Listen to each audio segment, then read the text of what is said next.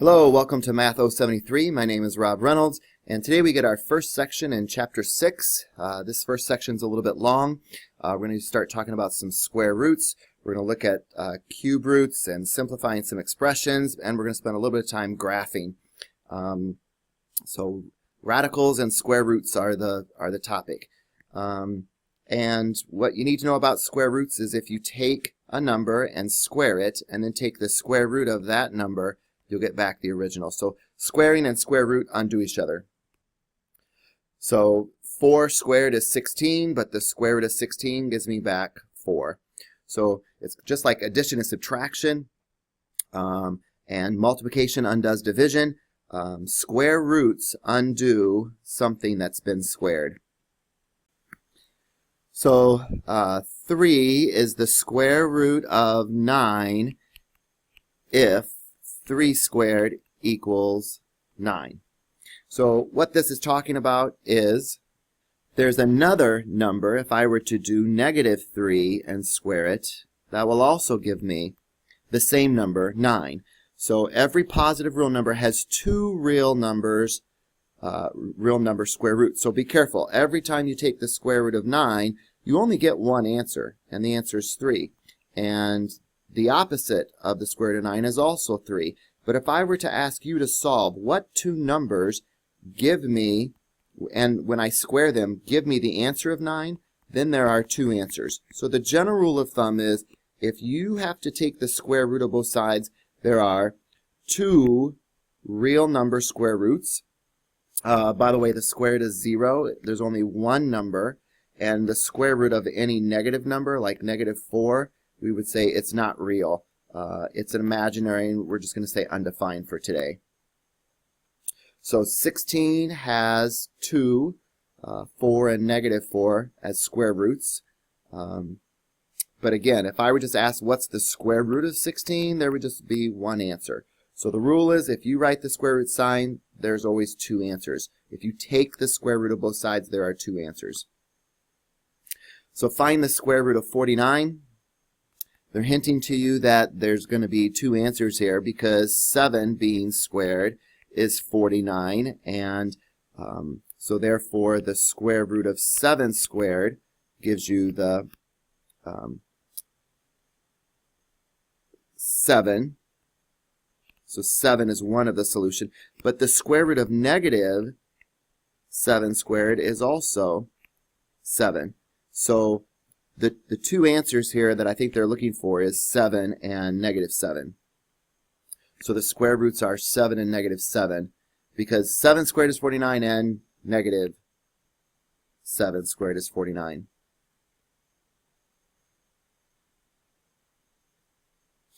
So here we go. The square root of 81, though, only has one solution. So I would say just 9. The opposite, one of the rules that we haven't talked about yet, the square root of a divided by b, I can just take the square root of the numerator and the square root of the denominator. So the square root of 16 over the square root of 81, and the negative just hangs out front, is -4/9.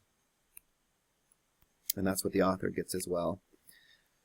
Using a calculator to find some solutions, we can just under the calculator type in the square root by second. X squared is a square root key, and there's the answer for square root of 13, the square root of 527, and the last one says the square root, oh my gosh, negative square root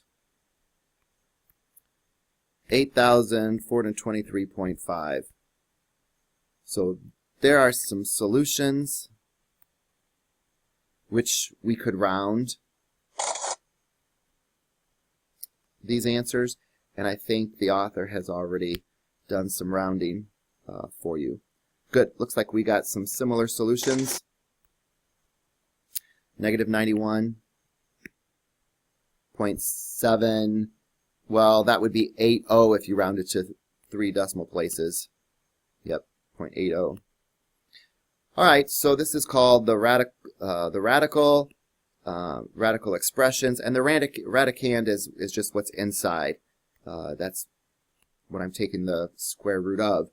So here the radicand is what's inside, or just the x squared minus 16. So just some notation. Next I'm going to find f of 1, which means every time I see an x, plug in a 1. And 4 times 1 is 4, and 4 minus 1 is the square root of 3, which you could change to a decimal. If I try a 6, I'll get 4 times 6 minus 1, which is 24 minus 1. And f of 0 would be 4 times the 0 minus 1, and that's just going to be the square root of negative 1, which is undefined. So, or not a real number. It does not exist. And again, if you wanted to go decimal answers, you could. Next, we're going to talk about graphing. The general form of y equals x squared you should already know. It looks like a parabola. And you should know absolute value of x as well. Graphs of v for victory. Absolute value. And now we're going to learn the square root function.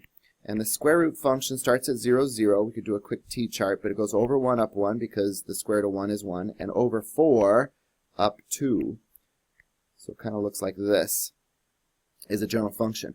Then I'm going to start doing my shifts, and this says 3 units to the left. So the general form is y is equal to a, and I'll talk to you about a in just a moment, x minus c plus d. So if it says plus c, it's going to move to the left, minus c, it's going to move to the right. Plus d are called my vertical shifts, it's going to go up. Minus d is a vertical shift down. So we've got horizontal shifts. We've got a vertical shift. And this is called a vertical stretch. So what this is going to do is it has no vertical stretch. We could just put a 1 there. And it's no vertical shift. It's just going to take this graph right here and literally shove every point 3 units to the left. And the reason why it's going to the left is because x plus 3 equals 0 when x is negative 3. So it's called an x-intercept. So it starts here, and then I go over 1, up 1, over from this point, over 1, 2, 3, 4, up 2. So I can see the general shape of it. Should be like this.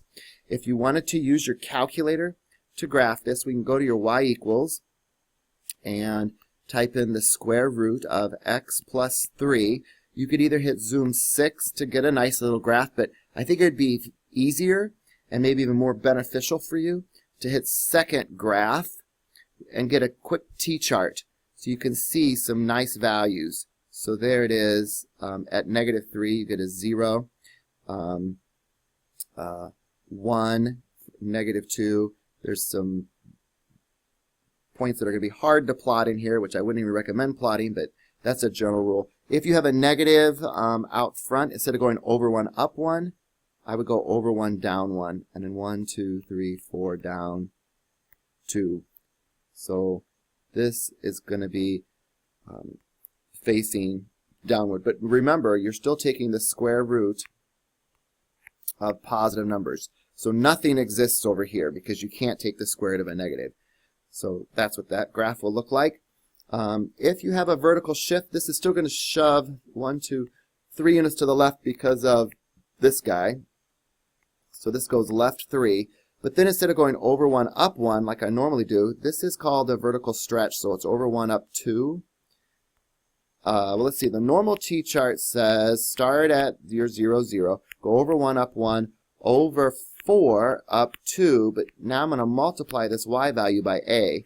So still start at 0, 0, which is really not 0, 0 because I shoved it 3 units to the left. So here's your start value. But then from the start value, go over 1, and then if I multiply by 2, it really goes over 1, up 2, which I've already done. So there's the start of the graph.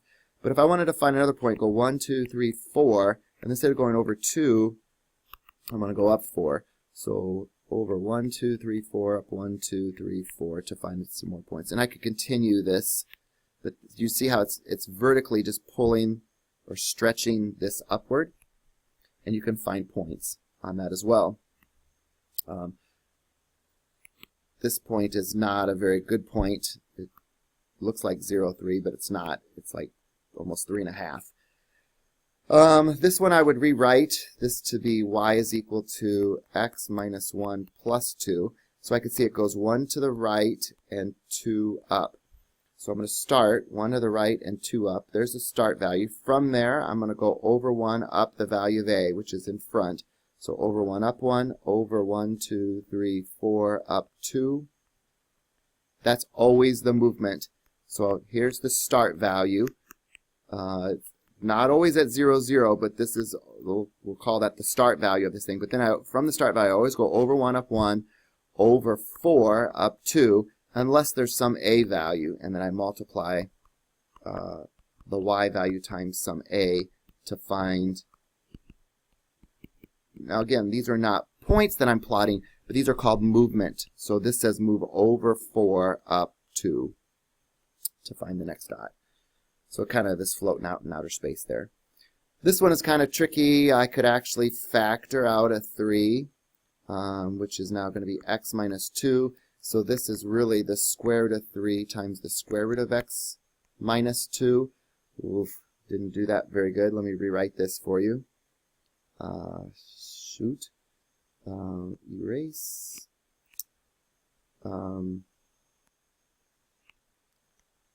So x minus 2. So you can see this is the vertical stretch, which is weird. It's around 1.7, which is impossible to plot again.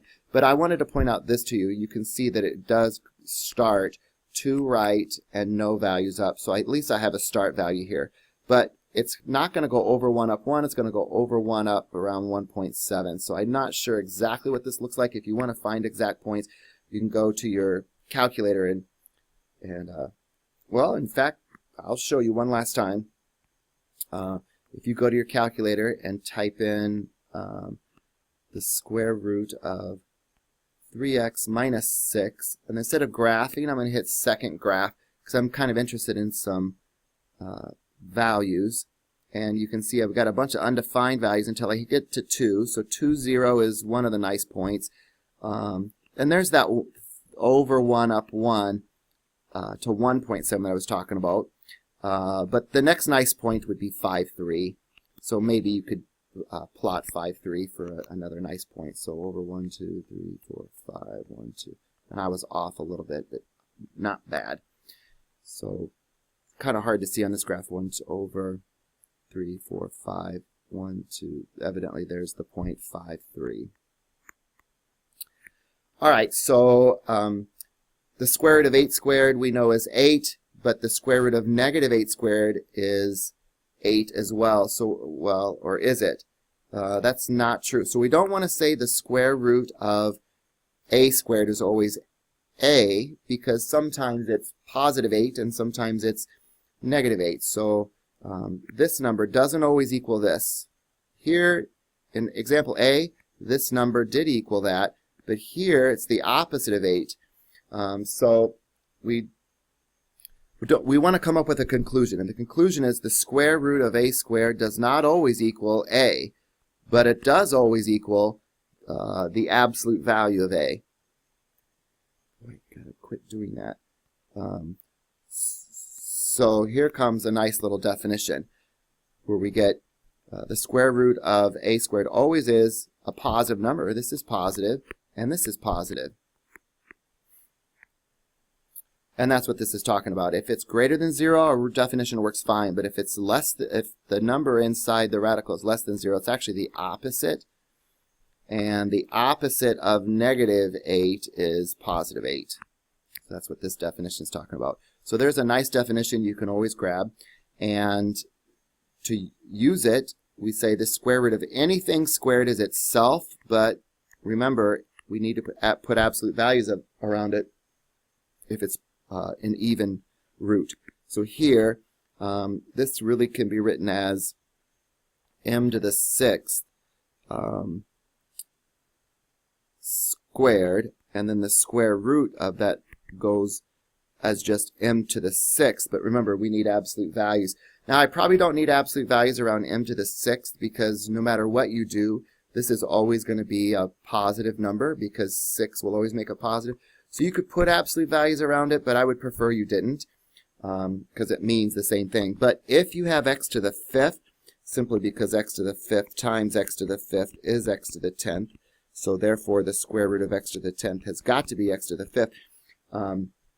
Then you would need some absolute values around x to the 5th because it might be positive, it might be negative. So that's what they're doing here, absolute values, but you don't need absolute values.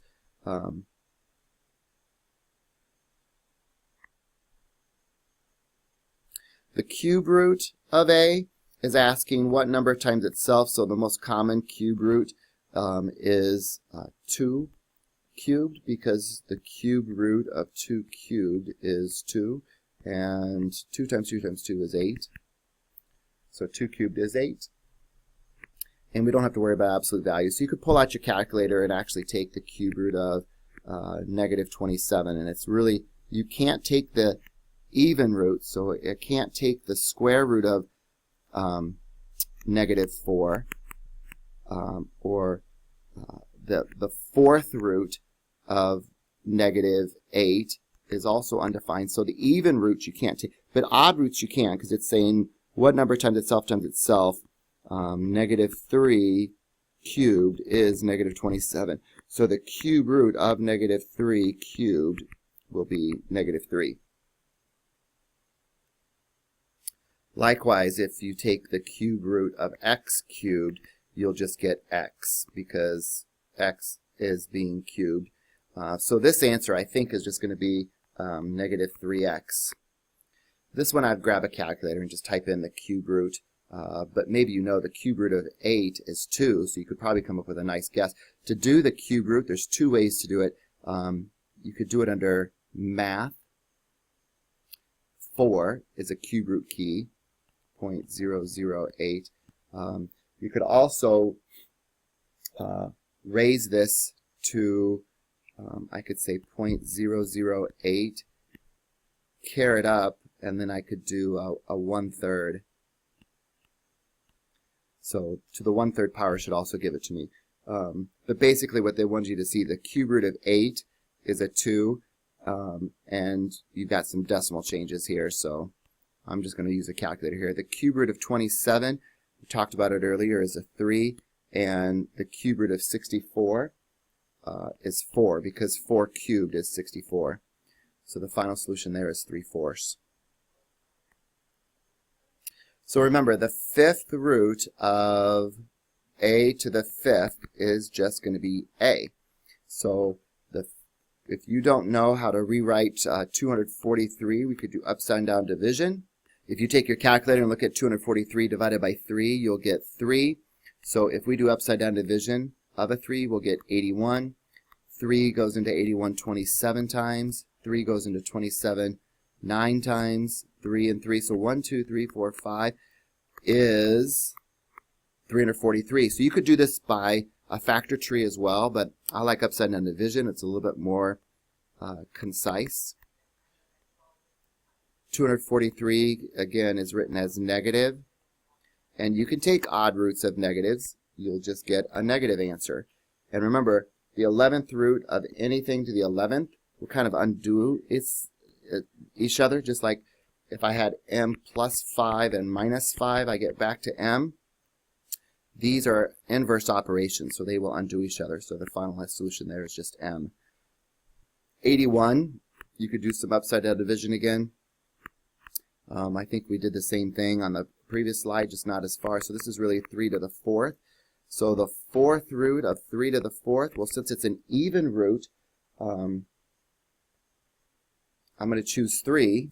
But I should probably put absolutes of values around that, because the fourth root of 3 to the 4th is 3, but so is the fourth root of negative 3 to the 4th. I don't know if this is a 3 or a negative 3, so I think I would choose both solutions. This one would be undefined, because there's no number times itself times itself times itself that's ever going to give me a negative number. Because positive times positive, positive, positive gives me positive, and negative, negative, negative, negative, all multiplied together also gives me a positive. So I would say there's no solution here. Same reason why you can't take the square root of a -4. It's just undefined. So undefined here for number 2. And this one really says the 4th root of 16 times the 4th root of m to the 4th. And the 4th root of 16 is 2. And the 4th root of m to the 4th is, again, I should probably stick some absolute values around that. So either the 2 can go inside or the 2 can go outside. So there are some general rules. I hope you found this video helpful, and you're welcome to email me with your questions. Thank you.